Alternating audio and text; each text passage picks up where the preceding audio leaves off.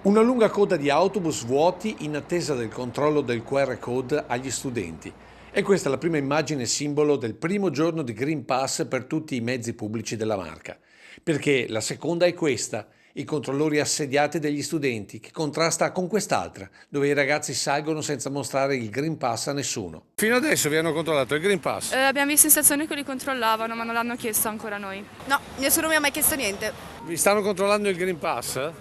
No, per Ah, ora no. noi no, ancora. Istantanee di questa mattina in Piazzale Duca d'Aosta a Treviso con un presidente MOM che commenta sconsolato. Ci sono alcune problematiche particolari dove per esempio in stazione a Treviso ci sono stati degli assembramenti, autobus incolonnati dalla stazione fino all'INPS, quindi dei problemi seri. Il sistema del controllo è un sistema particolare che forse non vale sul mezzo pubblico.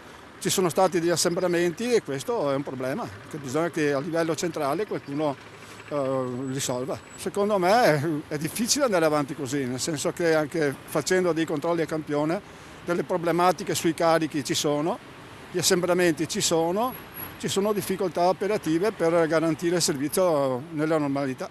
E questo contando che oggi molti studenti erano a casa per il Ponte dell'Immacolata, situazione meno problematica in provincia. È andata bene, nel senso che abbiamo avuto l'aiuto delle forze dell'ordine Valtobiadene, Vittorio Veneto e in altri comuni. Di regola noi facciamo i controlli in entrata, che è un controllo preventivo, mentre le forze dell'ordine fanno più in uscita. Così se da una parte la polizia ha presidiato l'ex Iamic, la municipale ha levato in via Roma davanti alla nostra telecamera la prima multa da 533 euro a un 17enne di paese. Al termine della giornata saranno 227 le persone controllate con 8 verbali. Tra questi diverse le badanti che non sapevano nemmeno del nuovo provvedimento, mentre un 56enne algerino residente a Oderzo è stato denunciato perché scendendo dalla corriera ha mostrato ai vigili un Green Pass evidentemente falso. Stiamo facendo i controlli, solo una persona per ora è stata individuata senza Green Pass, quindi è stata identificata e naturalmente riceverà il verbale entro 60 giorni.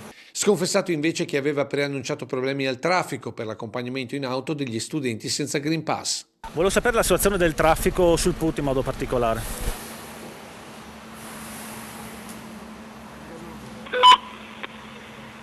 Sul PUT è regolare, non ci sono code in questo momento.